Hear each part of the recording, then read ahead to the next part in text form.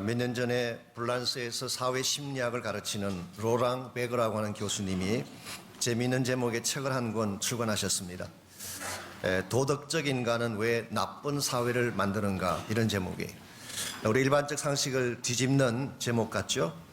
일반적으로 도덕적인 사람은 좋은 사회를 만든다고 생각을 하는데 나쁜 사회를 만든다고 하니까 얼핏 이해가 가지 않을 수도 있을 것입니다. 그러나 이 도덕성이라고 하는 것이 원래 완전한 것이 아닙니다. 사회라고 하는 컨텍스트에서 존재하는 것이기 때문에 도덕은 항상 상대적인 면이 있는 것입니다.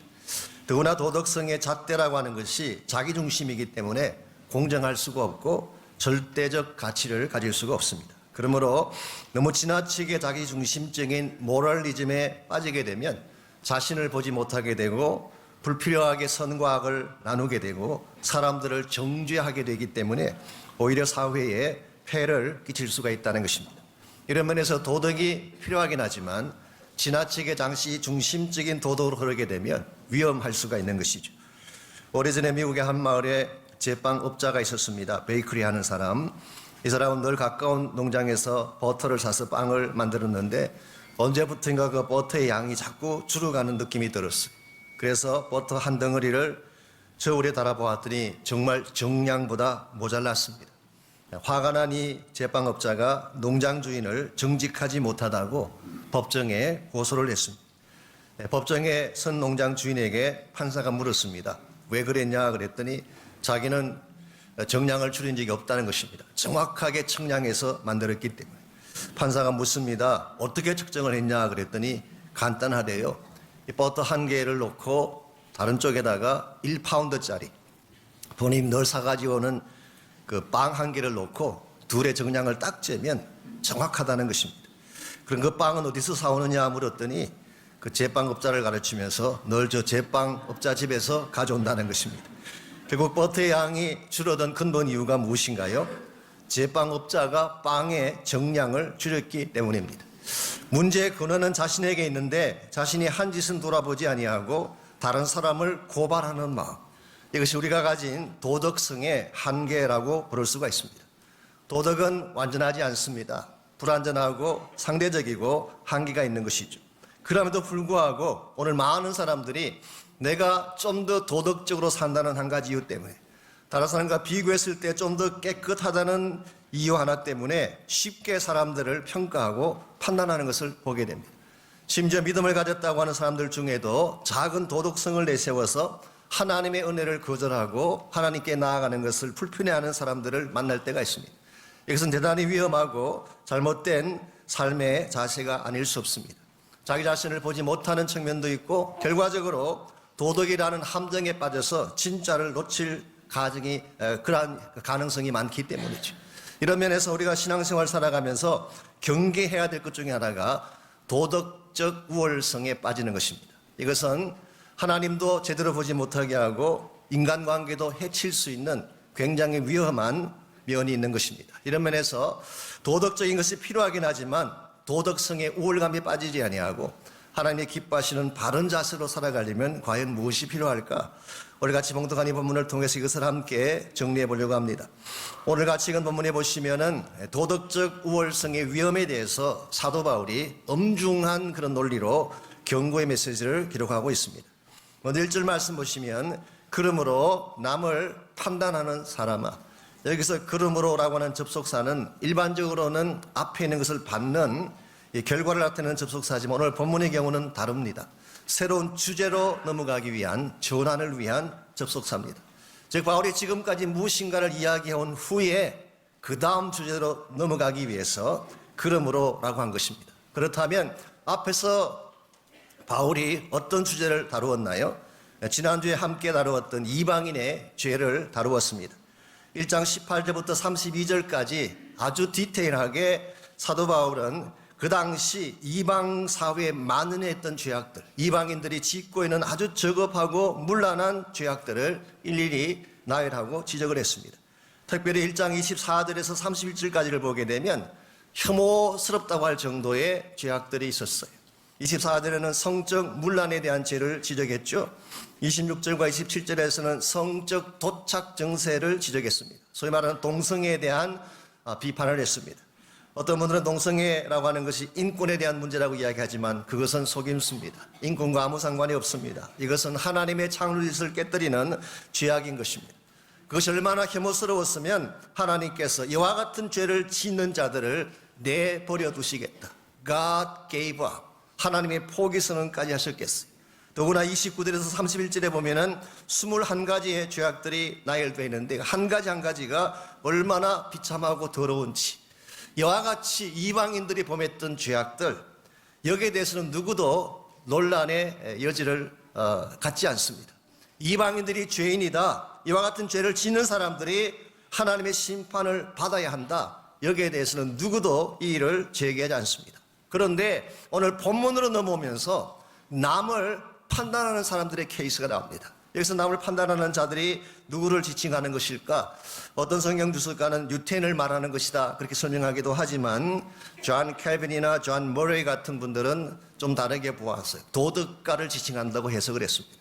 물론 유대인을 포함할 수는 있겠지만 그들이 유대인이든 헬라이든 상관하지 아니하고 지도층에 있는, 가르치는 위치에 있는 도덕적인 것을 강조하는 사람들, 그 사람들을 오늘 본문에서는 판단하는 사람들이라고 설명을 했습니다. 앞서 말씀드린 처참한 죄악을 범했던 이방인들이 심판받아야 한다는 것에 대해서는 누구도 이를 제기하지 않습니다만은, 그렇다면 오늘 본문에 등장하고 있는 이 도덕적인 사람들에 대해서는 어떻게 다뤄야 될까요? 오늘 사도 바울은 앞서 말씀드렸던 이방인들이나 오늘 본문에 소개되고 있는 도덕가들이나 동일하게 둘 다 죄인인 것을 선포하고 있습니다.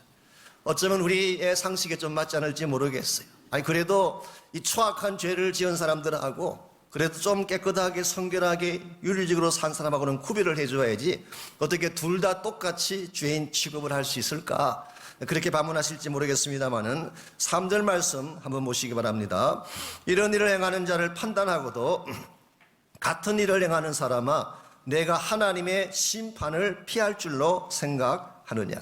여기서 왜 도덕가이든 이방인이든 동일하게 심판의 대상인가, 두 가지 이유를 소개하고 있습니다. 첫 번째 이유는 이 사람들도 똑같은 죄를 행하기 때문에, 겉으로는 도덕을 강조하지만 외형상으로는 도덕이라는 아름다운 옷을 입고 살아가지만 그들의 내면을 들여다보게 되면 공개된 죄인보다 더 추악한 죄를 그들도 짓고 있기 때문에, 여러분, 인간의 눈은 속일 수 있습니다. 우리가 잘 프리텐더하고 위장하면 속일 수 있을지 모르겠습니다만은 하나님은 속일 수가 없어요.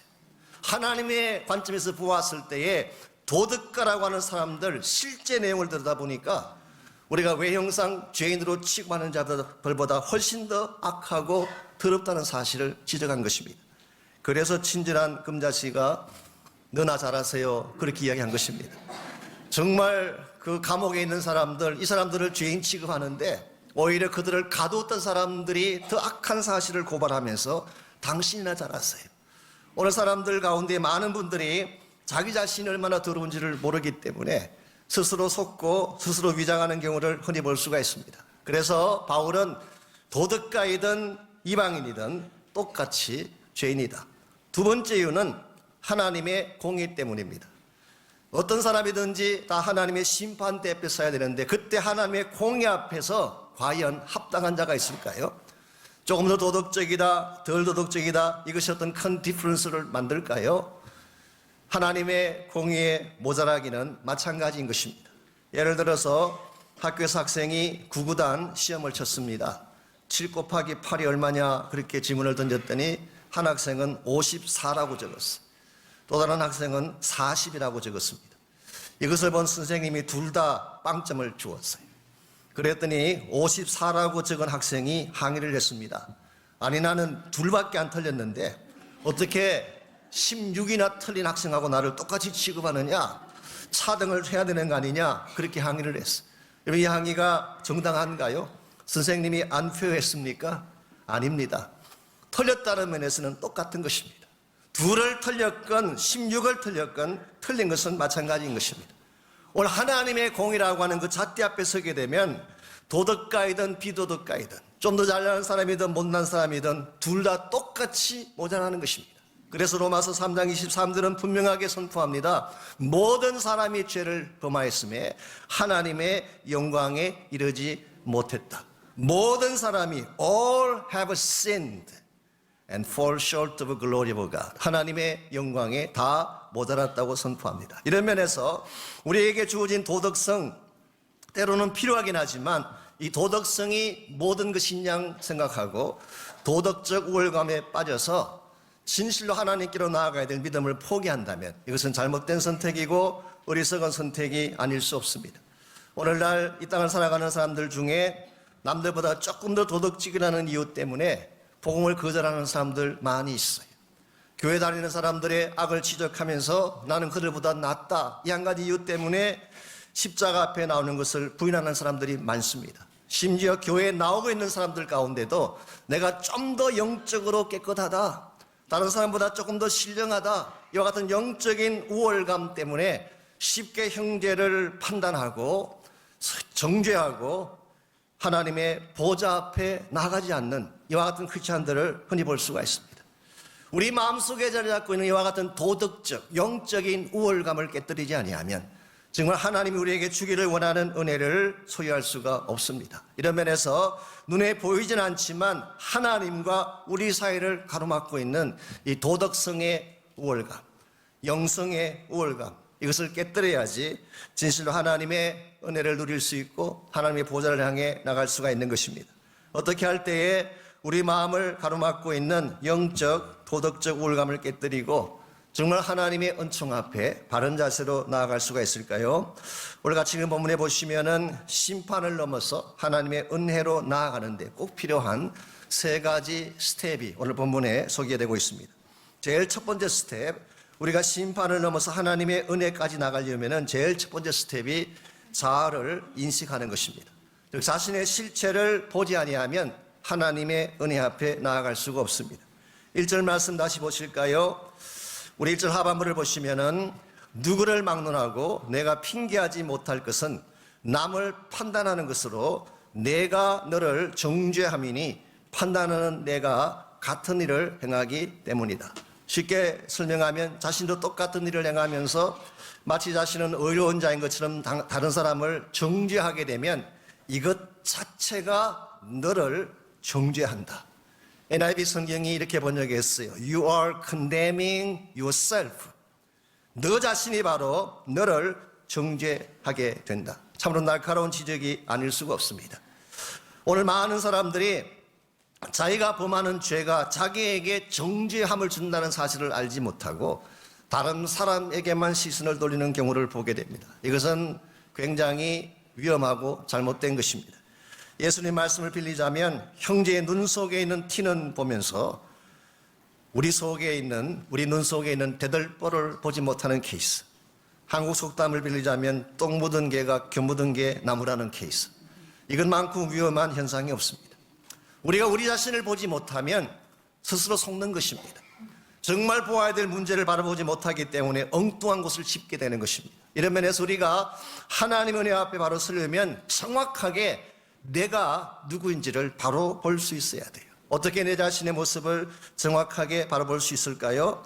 2절 말씀 보시게 되면 하나님의 판단 기준을 통해서 우리는 그것을 한번 확인해 볼 수가 있습니다. 2절 말씀, 이런 일을 행하는 자에게 하나님의 심판이 무엇대로 임한다고요? 진리대로 되는 줄을 우리가 아노라.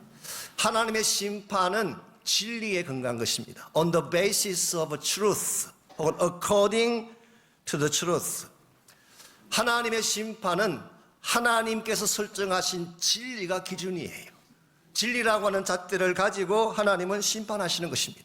여기서 말하는 진리는 일반적인 진리라기보다는 말씀의 진리라고 보는 것이 옳을 것입니다. 오늘 여러분의 실체를 바르게 보려면 여러분 스스로 여러분을 보아서는 안 보여요. 사람들의 평가만으로 충분하지 않습니다. 사회 관행만으로도 충분하지 않습니다. 말씀이라고 하는 절대적 거울 앞에 설 때 적나라하게 내가 누구인지를 보게 되는 것입니다. 나를 바로 보아야만 내 삶이 어떻게 변화될지도 알게 되고 어떤 방향으로 살아야 될지도 결정할 수가 있는 것입니다. 어느 교회에 다른 사람에 대해 지나치게 비판적인 형제가 한 분 있었어요. 사사건건 지적하고 따지고 허물을 끄집어내어서 사람들을 아주 힘들게 만드는 그런 형제였습니다. 하루는 어떤 방에 들어갔는데 벽 쪽에 보니까 웬 남자 하나가 서 있었어요. 그 남자를 보는 순간 그 사람 특유의 비판이 터져나왔습니다. 아니, 저런 쫌생이같이 못생긴 자가 있나. 더럽고 눈은 찢어지고 허리는 꺼부정하고 다리는 비틀어져 있고 배삼룡이도 내보다는 낫겠다. 뭐 그런 말을 뱉으면서 다가갔어요. 그러다가 이 사람이 깜짝 놀라게 됩니다. 다가가 보았더니 벽 쪽에는 사람이 아무도 없고 거울이 하나 세워져 있었기 때문입니다. 거울에 비친 자기 자신을 본 것입니다. 우리도 이와 같은 우리를 범할 때가 흔히 있지 않습니까? 사실은 나 자신이 먼저 치료받아야 될 대상인데 나는 보지 아니하고 다른 사람만 보는 것입니다.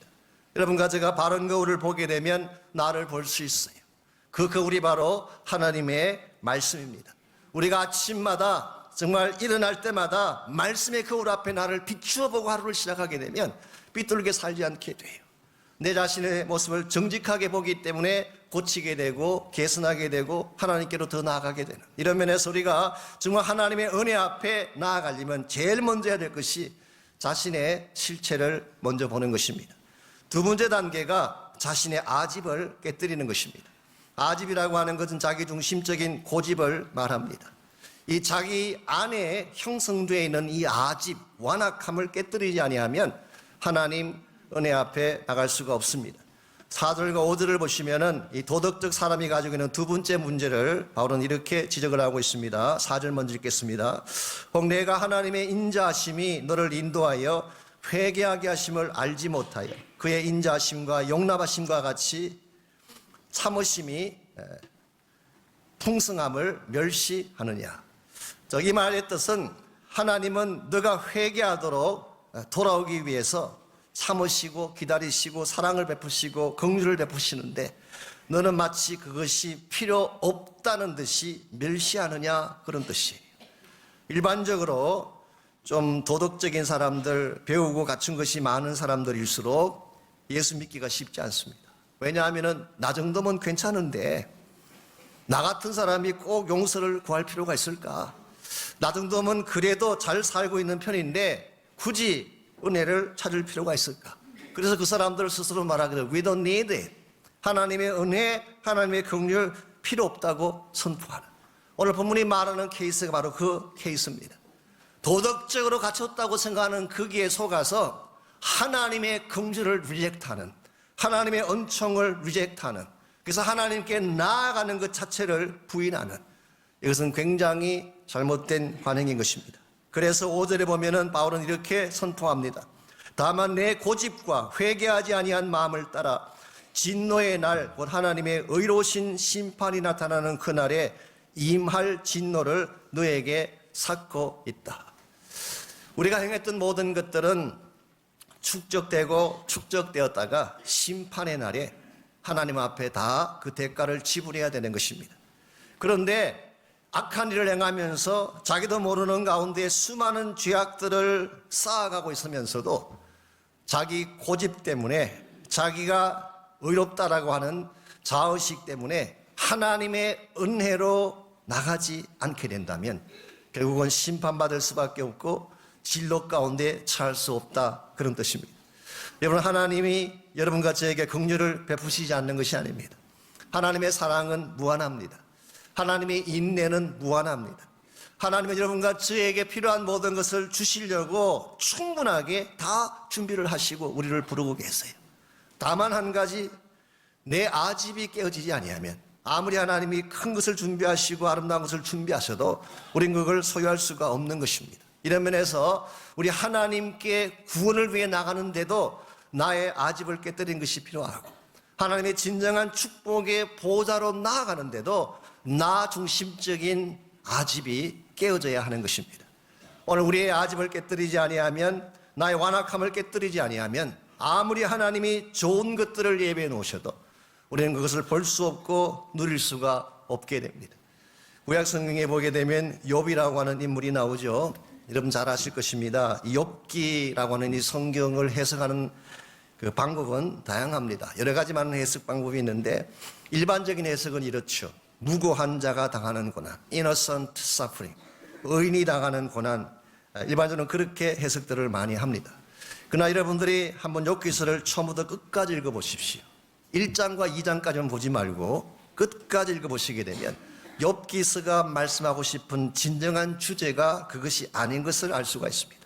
오히려 반대예요.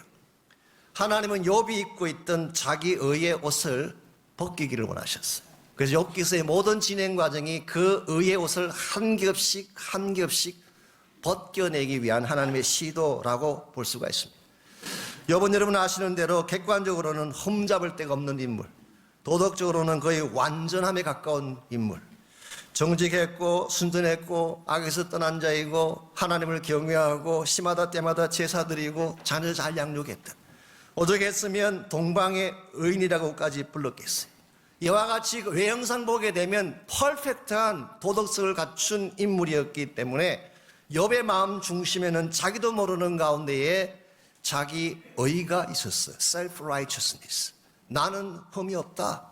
나는 잘못이 없다. 하나님은 이것을 벗겨내기 위해서 많은 장치들을 시도하셨어요. 제일 먼저 물질을 다 빼앗았어요. 근데 그것만으로 안 됐어요. 그래서 하나님께서는 자녀들을 빼앗아갔어요. 자녀들을 잃는 만큼 더 아픈 고통이 어디 있겠어요. 10명의 자녀를 한꺼번에 잃어버렸는데도 그걸로도 다 벗겨지지 않았어요. 그래서 부인을 동원했습니다. 하나님을 저주하고 죽어버리라고 하는 악담을 퍼붓고 집을 나가겠죠. 그래도 안 됐어요. 그래서 결국은 그 몸속에 병이 생기고 악창이 생겼지만 육신에 주어진 질병만으로도 다 벗겨지지 않았어. 그래서 욥의 세 친구를 보내가지고 세 사이클에 걸려서 집요하게 욥의 허물을 덜쳐내기를 원했지만 그것만으로도 충분하지 않았습니다. 그래서 나중에 결국 하나님 자신이 친히 나타나셔서 하나님의 완전한 의를 보여주시는 순간 비로소 욥이 자기의 진짜 모습을 본 것입니다. 욥기 42장에 보면 스스로 한하고 티끌과 제 가운데 회개합니다. 완전한 도덕성을 가진 욥이 왜 이런 말을 했을까요? 지금까지 나는 완전하다, 흠이 없다, 나는 righteous하다고 생각을 했는데 진짜 의의 핵심이신, 의의 기준이신 하나님 앞에 서는 순간 본인이 얼마나 더럽고 누추한 죄인인 것을 알게 되고 티끌을 뒤집어 쓰고 회개하며 자복하고 그 순간 그의 눈이 떠진 것입니다. 지금까지 귀로 듣기만 했던 하나님에 관해서 소문으로 듣기만 했던 그 하나님을 눈을 떠서 보게 되는 축복. 이 순간 그가 하나님을 보게 되고 영안이 떠지게 된 것입니다. 더 놀라운 사실은 이와 같은 체험이 끝난 후에 성경 기록에 하면 하나님이 욥에게 갑절의 축복을 주셨다고 했어요. 여러분 진정 하나님의 복 받기를 원하세요? 하나님 여러분과 저를 위해 예배하신 참된 차원의 축복을 누리기를 원하십니까? 하나님을 만나고 경험하고 그 창대한 은혜 가운데 거하기를 원하십니까? 그걸 원하신다면 나라고 하는 내가 지금까지 강조해왔던 의의 옷을 깨뜨려야 돼요. 아집을 깨뜨리고 정말 나는 아무것도 아닙니다. 하나님 앞에 죄인입니다. 하나님 내 자아를 깨뜨려 주십시오. 주님의 은혜의 보좌를 붙잡는 강력한 의지가 있을 때 여러분의 인생은 변할 수가 있고 하나님의 은총 앞에 나아갈 수가 있습니다. 혹시 여러분 가운데 오랫동안 신앙생활하다 보니까 타성에 젖어서 하나님의 은혜를 당연시하고 우리가 생활하는 신앙생활을 일종의 습관처럼 여기는 분이 혹시 계신다면 여러분에게 더 간절한 마음이 필요해요. 우리의 아집, 내 스스로 내 마음속에 이 정도면 됐다고 하는 이 잘못된 아집의 벽을 깨뜨리고 참 은혜 앞에 나오셔서 하나님을 만나고 변화되는 축복이 있기를 바랍니다. 이와 같이 우리가 심판을 넘어서 은혜를 향해 나가려면 1차적으로는 내가 누군지를 알아야 되고 내 안에 가득 차 있는 아집을 깨뜨려야 되지만 그것만으로 충분하지 않습니다. 하나님을 향한 믿음으로 하나님께 나아가야 됩니다. 이것을 우리가 믿음을 추구하는 삶이라고 부를 수가 있겠죠. 6절부터 11절까지를 보시게 되면 사도 바울은 하나님의 심판이 어떠한 것인가를 좀 자세하게 우리에게 소개를 합니다. 먼저 6절을 보시면은 심판의 대상과 심판의 기준이 나와 있습니다. 하나님께서 각 사람에게 그 행한 대로 보응하시되 그랬어요. 심판의 대상은 누구일까요? 각 사람, 모든 사람을 말합니다. 그러나 모든 사람을 말하되 도매금으로 한꺼번에 심판하는 것이 아니라 individually 한 사람 한 사람씩 각각 케이스대로 심판하세요. 심판의 기준은 뭘까요? 그 행한 대로라고 했어요. 여러분과 제가 행했던 행위 그대로 하나님은 전부 다 기록해 놓았다가 마지막 날 행한 그대로 갚으시고 보응하시는 것입니다. 만일 하나님이 우리 행위를 따라 심판하신다면 괜찮을 분 혹시 계세요? 아무도 없습니다. 우리 행함 가운데 얼마나 잘못되고 악한 것이 많아요. 그러므로 이와 같은 심판을 했을 때의 심판의 결과가 7절에서 10절에 나와 있습니다. 두 가지 차원의 결과를 소개하죠. 하나는 영생 쪽이고 하나는 하나님의 진노 쪽이에요. 하나님이 주시는 축복이라면 또 하나는 이 고통과 아픔의 결론. 이것이 심판의 결과입니다. 네 번째로 심판의 방식이 11절에 기록되어 있는데요. 하나님께서는 외모로 사람을 취하지 아니하신다. 이 말의 뜻은 하나님의 심판은 공정하다 그런 뜻이. No bias, no partiality. 여기서 외모를 취하는다는 말의 뜻이 no favoritism. 어떤 편에도 하지 아니한, 어느 쪽으로도 기울이지 아니한 똑바른 기준을 가지고 심판하신다 그런 뜻입니다. 만일 하나님께서 여러분 한 분 한 분을 각자 지금까지 살아온 모든 삶의 자취를 다 총동원해서 행한 그대로 갚으시고 심판하신다면 그 심판 앞에 설 수 있는 자가 있을까요? 아무도 없습니다. 우리 모두는 다 하나님의 심판대 앞에 서지 못할 정도의 많은 죄악들과 허물들을 가지고 있기 때문에 만일 우리의 도덕성을 가지고 우리가 열심히 도덕적인 것을 쌓아서 이 심판까지 가기를 원한다면 이것은 무모한 시도이고 실제로는 임파서블한 시도입니다. 우리의 도덕성을 아무리 쌓아가도 하나님의 기준까지 도달할 수 없어요. 우리의 행한 행위들 하나님이 갚으신다면 그 심판을 벗어날 사람이 단 한 명도 존재하지 않습니다.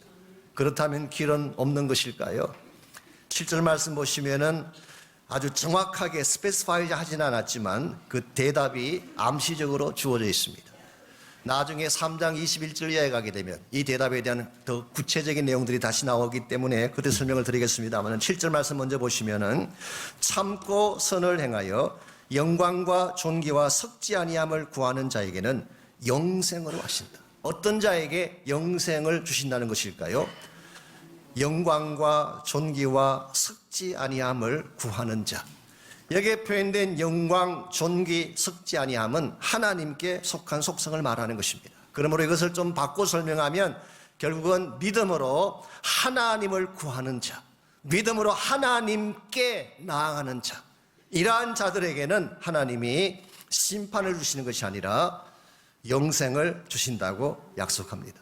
물론 이 말씀 비하인드에는 우리를 위해 죽으시고 부활하셔서 하나님의 완전한 의를 성취해 주신 예수 그리스도의 의가 전제되긴 합니다마는 우리가 하나님을 향하여 믿음으로 나아갈 때에 그때 하나님은 그 믿음을 보시고 우리의 행위에 상관없이 심판을 면하게 하시고 하나님이 준비하신 영광된 생명을 허락해 주시는 것입니다. 그러므로 오늘 우리 삶 가운데 도덕성이 필요하긴 합니다. 제가 오늘 이 설교를 하면 혹시 오해할지 모르겠어요. 우리 기독교인들은 도덕적이지 않아도 된다는 말이냐, 혹시 그렇게 생각할지 모르지만 결코 그런 뜻이 아닙니다. 저는 오히려 반대를 말하고 싶어요. 우리 크리스천들의 도덕성이 세상보다 높아야 돼요. 우리 그리스도인들의 윤리성이 세상의 윤리성보다 더 능가해야지 복음을 전할 수 있습니다. 그래야 하나님 말씀이 선포될 수 있는 거죠. 저는 절대로 도덕이 필요 없다, 윤리가 필요 없다는 말이 아니라 도덕적인 행위만으로 하나님의 의에 도달할 수 없다는 것입니다. 우리에게 주어진 도덕성은 구원을 이루기 위한 방편은 아니에요. 오히려 구원받은 자가 맺게 될 열매일 뿐입니다. 나중에 6장에 가서 다시 다룰 것입니다. 우리가 정말 예수님을 통해서 구원받았다면 우리 삶 가운데에 도덕성과 성결됨과 거룩함의 열매가 반드시 맺혀야 돼요. 이것은 사실은 분리할 수 없는 것입니다. 그러나 도덕성이 우리를 구원시키는 방편은 될 수 없습니다. 이런 면에서 우리가 도덕적인 삶을 추구하고 살기는 살되 그것이 우리 구원의 방편이 아니기 때문에 우리는 날마다 하나님의 은혜를 구하며 믿음으로 주님께 나아가야 하는 것입니다. 우리의 모습이 좀 부족할지라도, 우리의 모습이 좀 처참하고 더러울지라도 참된 믿음으로 하나님의 은혜를 구하며 나아가면 하나님은 결코 우리를 거절하지 아니하시고 우리를 받아주시고 우리에게 참된 생명의 복을 허락하여 주십니다. 오래전에 D.L. 무디 선생님이 시카고에서 집회를 하셨는데 그 복음 집회가 끝난 후에 한 사람이 무디를 찾아왔습니다. 오늘 밤 집회에 참석을 하고 우리 무디 목사님의 말씀을 듣긴 들었는데 저는 아직 그 복음을 받을 자격이 되지 않습니다. 제 생활이 너무 힘들고 더럽기 때문입니다. 그때 무디가 요한복음 6장 37절을 펴서 그에게 읽어 주었습니다. 예수께서 자기에게 오는 자는 결코 내어 쫓지 아니하리라. 이 말씀을 읽어주면서 주님은 당신을 내어 쫓지 않을 것입니다. 그랬더니 그분이 말하기를 아닙니다. 저는 지독한 술꾼입니다. 무디가 말합니다. 오늘 본문을 보니까 술꾼은 제외한다고 기록되어 있지 않습니다. 남자가 말하기를 저는 처자를 다 버린 악한 사람입니다. 무디가 말합니다. 참 잘못을 하셨네요. 큰 잘못을 범한 것은 사실입니다. 그럴지라도 오늘 본문은 처자를 버린 자는 내어 쫓는다 말씀하고 있지 않습니다. 스승의 말씀을 모르시는군요. 저는 도둑질하고 감옥까지 갔다 온 사람입니다. 악한 일을 하셨네요. 그러나 오늘 본문은 도둑질하고 감옥 다녀온 사람은 제외한다고 말씀하고 있지 않습니다. 그러면 도대체 예수님은 어떤 사람을 내어 쫓으시는 것입니까? 무디가 답을 했습니다. 주님께 나오는 자는 어느 누구도 내어 쫓지 않습니다. 이것이 은혜입니다. 그러므로 형제님이 해야 될 일은 예수 그리스도의 십자가 공로를 의지하고 이미 다 이렇게 놓으신 의의 십자가를 붙들고 믿는 것만 하면 됩니다. 이 말을 듣고 그 형제가 예수님을 영접하고 그 다음 순간 얼마나 얼굴이 밝고 환하게 변했는지 이와 같은 아름다운 스토리가 남아 있습니다. 저는 동일한 역사가 오늘 이 시대에 혹은 바로 이 자리에서도 일어날 수 있다고 저는 생각합니다. 우리가 예수님 만나는 것은 도덕성으로 충분하지 않습니다. 형식적인 종교 생활로도 충분하지 않습니다. 내가 지금까지 오랜 시간 동안 교회 생활했으니까 automatically 내 구원은 확정됐겠지 오해하지 마십시오. 성경 어디에도 그것이 우리를 구원을 이룬다고 말한 적은 없습니다. 구원의 길은 하나밖에 없어요. 날 위해 죽으시고 부활하신 예수 그리스도를 영접하는 길밖에 없어요. 이것만이 유일한 심판을 벗어날 수 있는 길이고 이것만이 영원한 생명으로 나아갈 수 있는 길입니다. 여러분 한 분 한 분이 혹시 마음 가운데 아직도 주저하는 마음 때문에 여러 가지 나의 죄책감과 내 생활의 더러움과 누추함 때문에 감히 예수님께로 나아가지 못하고 마음만 졸이는 가운데 계신 분이 혹시 계신다면 오늘 이 시간에 우리의 마음을 주님께 드리고 담대한 믿음으로 예수 그리스도께 나오시기를 바랍니다. 주님 약속하신 그대로 어느 누구도 내게 오는 자를 내어 쫓지 않습니다. 받아주시고 고쳐주시고 새롭게 하셔서 참 영생과 생명 가운데 살게 하실 것입니다. 혹시 여러분 가운데 자신의 의의 도취가 되어서 본인이 지금까지 살아왔던 도덕성의 도취가 되어서 하나님 은혜에 대한 갈망이 식은 분이 혹시 계신가요? 여러분 자아를 깨뜨리시기 바랍니다. 하나님의 십자가 앞에 여러분 자아를 다 내려놓고 보좌를 구하고 은혜를 구하며 하나님께 나아가는 시간이 있기를 바랍니다. 하나님은 여러분이 필요로 하는 모든 것을 이미 다 준비하시고 지금도 여러분을 기다리고 계세요. 나가기만 하면 만나주시고 고쳐주시고 열어주시고 회복시켜주십니다.